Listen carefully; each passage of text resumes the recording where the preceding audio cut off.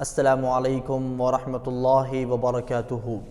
الحمد للہ رب العالمین والصلاة والسلام علی نبینا محمد وعلى آلہ وصحبہ ومن سلک علی نہجہ الی یوم الدین، اما بعد۔ قال اللہ سبحانہ وتعالی فی القرآن المجید وَلِلَّهِ الْأَسْمَاءُ الْحُسْنَى فَادْعُوهُ بِهَا وَذَرُوا الَّذِينَ يُلْحِدُونَ فِي أَسْمَائِهِ سَيُجْزَوْنَ مَا كَانُوا يَعْمَلُونَ۔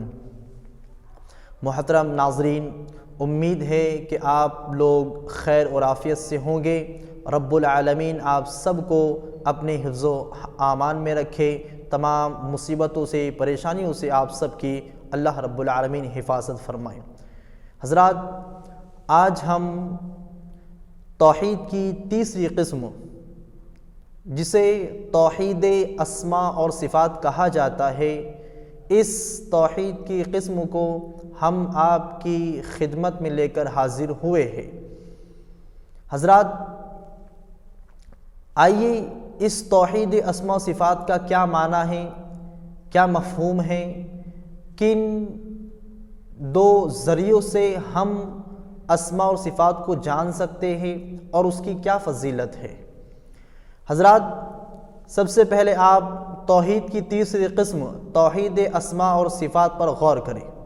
توحید کا معنی یہ ہوتا ہے کہ ہم اللہ رب العالمین کو ایک مانیں، صرف اللہ رب العالمین کی عبادت کرے اور اس کی عبادت میں کسی کو شریک نہ کرے، اسے توحید کہا جاتا ہے، جو کہ واحد سے بنا ہے۔ اسماء یہ اسم کی جمع ہے، ایک نام کو عربی میں اسم کہا جاتا ہے اور ایک سے زیادہ ناموں کو عربی میں اسماء کہا جاتا ہے۔ اسم کہتے ہیں کہ جو ایسے معنی پر دلالت کرے جس میں کوئی زمانہ نہ پایا جائے، ماضی، حال یا مستقبل، کوئی زمانہ اس میں نہ پایا جائے اور وہ کسی معنی کو بتائے، اسے اسم کہا جاتا ہے۔ اور صفت کہتے ہیں یہ صفت واحد ہے اور اس کی جمع صفات آتی ہے، یعنی کسی کی ذات سے جو خوبی، جو اچھائی جڑی ہوتی ہے اسے صفت کہا جاتا ہے۔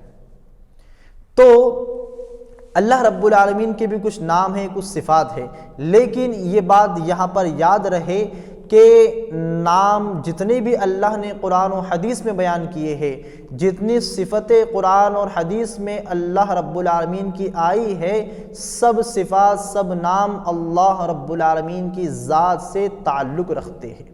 گرچہ لوگ اسم اور صفت میں فرق کرتے ہیں، لیکن یہ فرق اللہ رب العالمین کے ساتھ نہیں کیا جائے گا۔ تمام اسم اور تمام صفات اللہ رب العالمین کی ذات کے لیے خاص ہیں۔ تو جانتے ہیں کہ توحید اسماء اور صفات کسے کہتے ہیں۔ توحید معنی ایک، اسماء یہ اسم کی جمع ہے، نام کو کہتے ہیں، صفات یہ خوبی یا اچھائی کو کہا جاتا ہے۔ توحید اسماء اور صفات کی علماء اہل سنت والجماعت جن کا منہج وہ منہج تھا جس پر محمد رسول اللہ صلی اللہ علیہ وسلم قائم و دائم تھے، جس منہج کو صحابہ کرام نے اختیار کیا اور تا عمر زندگی بھر جس پر وہ ڈٹے رہے، جمے رہے، ان کے طریقوں کو، ان کے منہج کے ماننے والوں کو صحیح معنوں میں اہل سنت والجماعت کہا جاتا ہے۔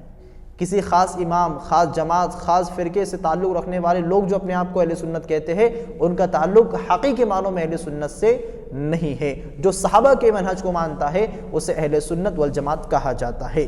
تو اہل سنت والجماعت کے علماء نے مختلف تعریفیں توحید اسماء و صفات کی بیان کی ہے، جس کا مفہوم یہ ہے، یا جسے آسان الفاظ میں ہم یہ کہہ سکتے ہیں کہ توحید اسماء اور صفات اس توحید کو کہتے ہیں کہ جتنے بھی نام، جتنی بھی صفتیں اللہ رب العالمین نے اپنی کتاب یعنی قرآن مجید میں بیان کی ہے اور محمد رسول اللہ صلی اللہ علیہ وسلم نے اپنی حدیثوں میں اللہ کے جن ناموں کو، جن صفات کو بیان کیا ہے، ان تمام اللہ کے ناموں اور اللہ کی صفات میں اللہ رب العالمین کو ایک ماننا، ایک جاننا، بغیر کسی تبدیلی کے، بغیر کسی رد و بدل کے، بغیر کسی چیز سے تشبیہ دی ہوئے، بغیر مثال بیان کیے ہوئے، بغیر کیفیت بیان کیے ہوئے، تمام ہی قرآن میں جو اللہ نے اپنے ناموں کو ذکر کیا ہے، جو صفات کو ذکر کیا ہے، پیارے رسول نے اپنی زبانی جن اللہ کے ناموں کو صفات کو ذکر کیا ہے، اس پر ایمان لانے کو توحید اسماء اور صفات کہتے ہیں۔ یہ ہے توحید اسماء صفات کی تعریف۔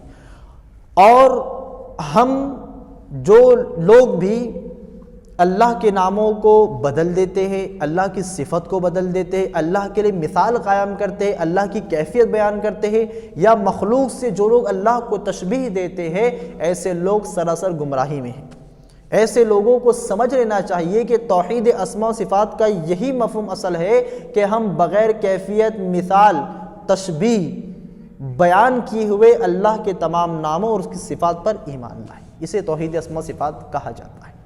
حضرات محترم ناظرین، توحید اسماء اور صفات کو اگر آپ جاننا چاہتے ہیں تو اس کا مصدر یا ان کو جاننے کا جو ذریعہ ہے وہ اللہ کی کتاب یعنی قرآن مجید ہے، اور دوسرا محمد رسول اللہ صلی اللہ علیہ وسلم کا فرمان یعنی آپ کی احادیث مبارکہ ہے۔